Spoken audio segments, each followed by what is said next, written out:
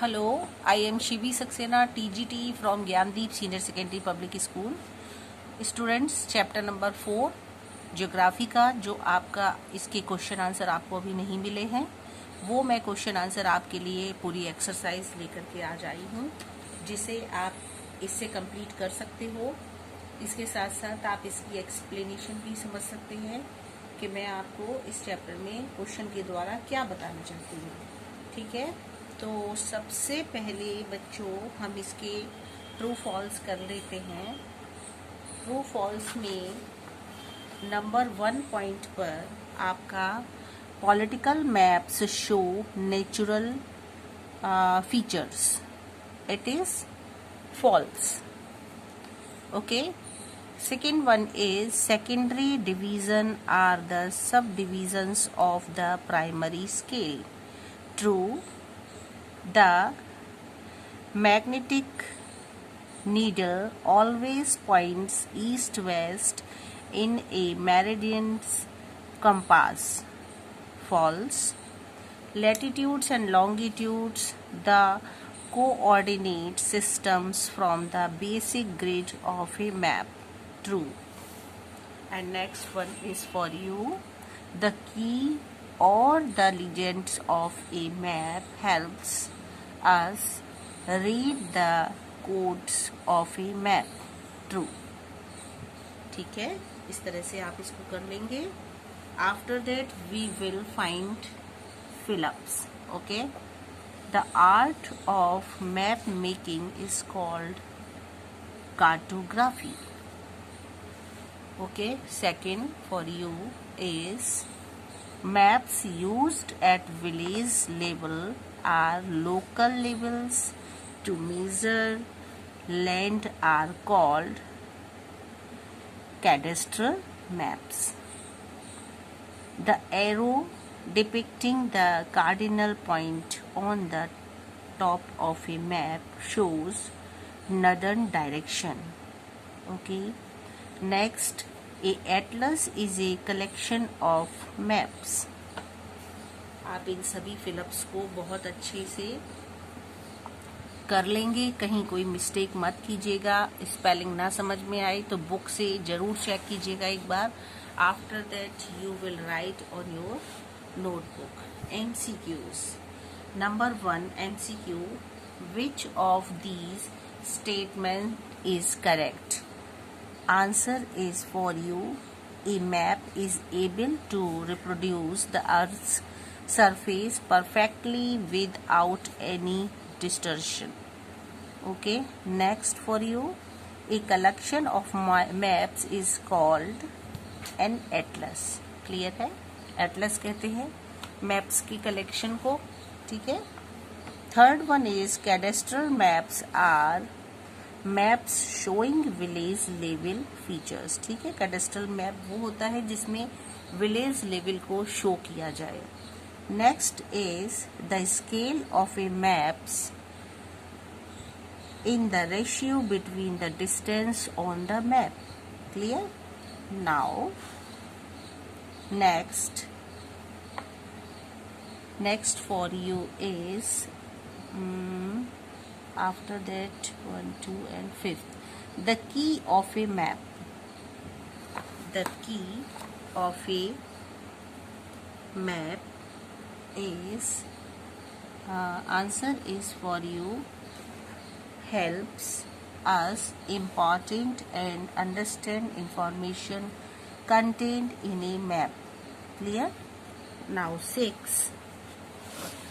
Here in this chapter there are only 6 MCQs for you.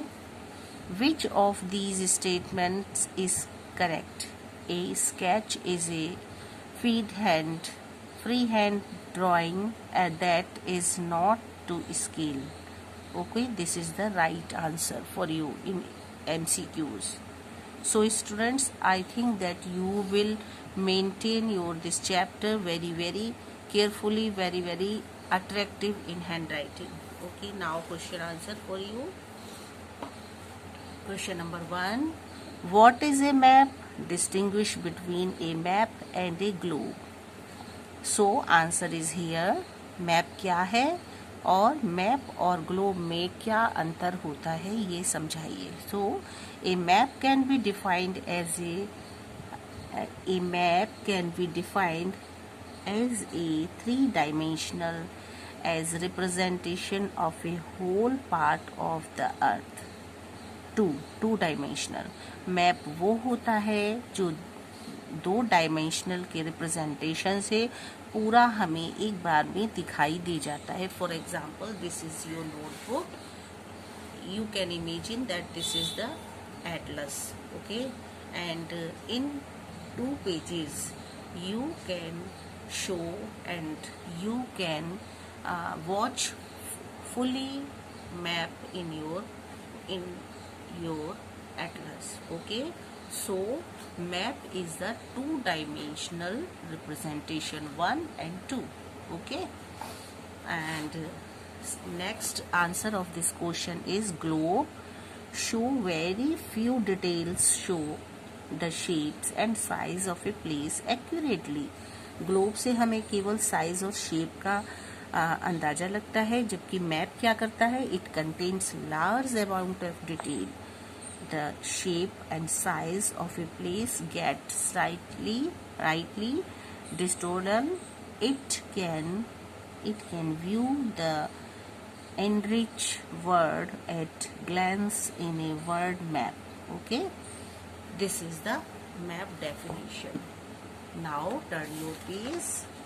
Second question is here for you, that maintain 3 uses of map. Map के 3 uses बताइए. Number 1, maps find the location of a place. Map जो होता है वो हमें place की location को दर्शाता है. Second one is map the hot spot to study about various distances. Map जो होता है वो हमें अलग अलग डिस्टेंसेस को भी बहुत अच्छे से समझा पाता है.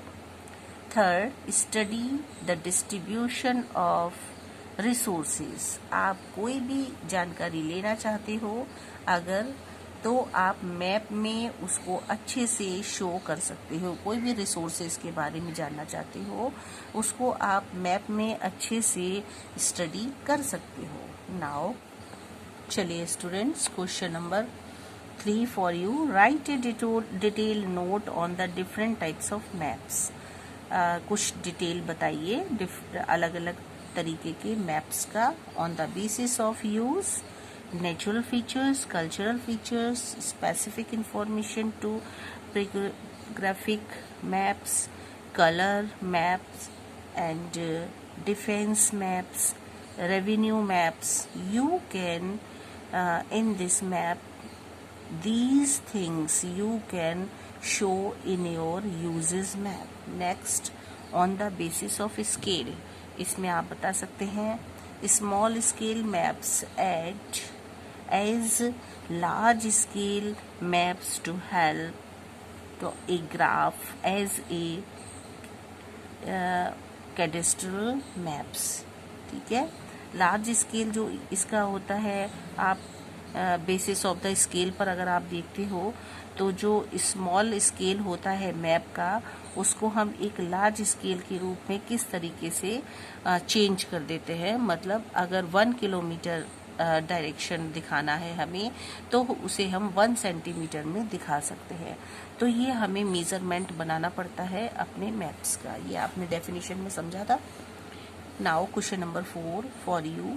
Why are the essential components to a map. कौन कौन से एसेंशियल कंपोनेंट्स क्यों होते हैं आपके मैप के, कौन कौन से होते हैं. Number 1, title, scale, direction, and latitude and longitude of maps, conventional signs and symbols, color of a whole. इन्हें पूरे स्केल, पूरे मैप में आपको ये सारी चीजें आप अच्छे से उसमें दर्शा सकते हो. चलिए students, question number 5.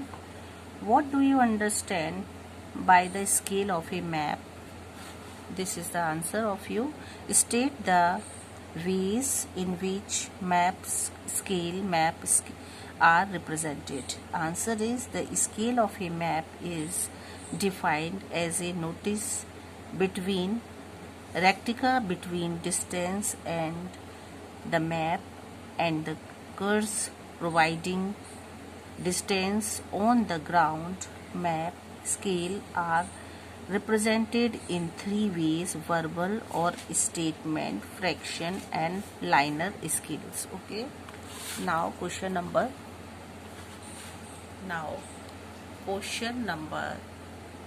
6 for you. What are the differences between small scale and large scale maps? Large scale maps, it covers a smaller land area on the map, provide great amount of detail. Okay, next, small scale, it covers large land are on maps, provide small amount of detail. Okay, now question number 7. Name the 4 cardinal points. Draw a compass rose and cover the cardinal and inter cardinal points. तो आप इसमें ये map बना सकते हो. इस तरीके से आपकी बुक में बना हुआ है, आप इसे शो कर सकते हैं. Now question number 8 for you. That this is the question number 8. Question number 8 is this, that distinguish between sketch, plan और map. अंतर बताना है तीनों में. तो a sketch, it is a free hand map draw on the basis of observation. Plan, it is detailed and accurate drawing of a very small area on the large scale. A map, it is draw accurately to scale. It may show a large and small area. Okay, these are the questions for you students. Now turn this value based question. Value based question is, now firstly we read our question. Mr. Jacob is a retired cartographer. He made maps during a time when there were no computers to assist him. Okay, during his time, map making was a slow point seeking process, yet Mr. Jacob enjoyed his work immediately and eminently. What skill do you think a cartographer would need a excel at his job? Now, क्या आप समझते हो, पुराने समय में बच्चों computer नहीं होते थे तो वो फिर भी कार्टोग्राफर का काम करते थे. उनको बहुत अच्छा लगता था, वो उसको इंजॉय करके करते थे. बच्चों, आपका यही चैप्टर है. अभी आपके इसको क्वेश्चन आंसर दिए गए थे और इस चैप्टर को हम लोग ऑलरेडी पढ़ चुके हैं और थोड़ा सा इसको रिमाइंड कर लेते हैं. एक बार देख लेते हैं इसमें क्या था. तो मैप वो होता है जो हमें ढेर सारी इन्फॉर्मेशन प्रोवाइड कराता है.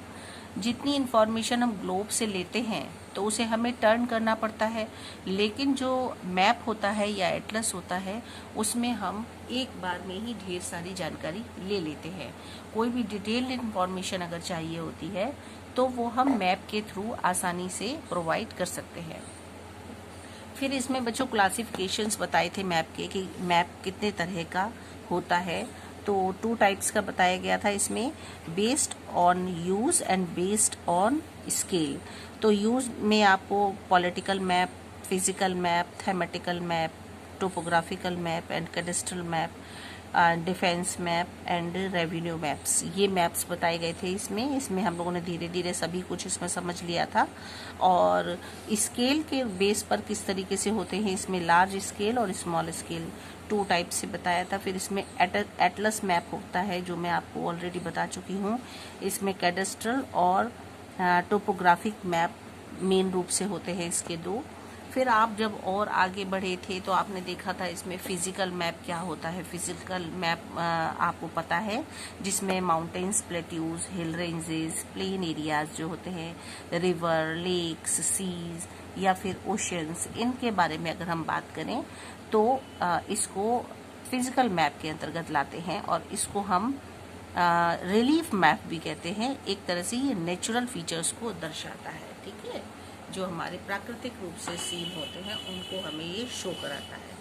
पॉलिटिकल मैप आप देख चुके थे, इसमें कल्चरल फीचर्स बताए गए थे, इसमें मोस्टली स्टेट्स बताए जाते हैं, डिस्ट्रिक्ट्स आपको बताए जा सकते हैं, साइट्स हैं, टाउन्स हैं, सिटीज़ है, टाउन्स है, विलेजेस हैं, ये सारी जानकारी जो प्रोवाइड कराता है वो आपका पॉलिटिकल मैप्स के अंतर्गत आता है।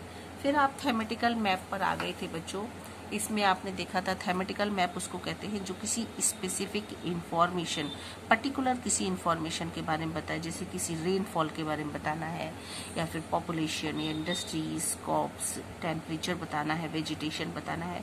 तो ये सारी जो इंफॉर्मेशन होती हैं रोडवेज की, रेलवेज की, तो ये हमें थेमेटिकल मैप शो कराता है, प्रोवाइड कराता है। ओके स्टूडेंट्स, फिर हमने जब और आगे बढ़े थे तो आपको याद होगा इसमें हमने कैडेस्ट्रल मैप लिया था जो विलेज से रिलेटेड हुआ करता था।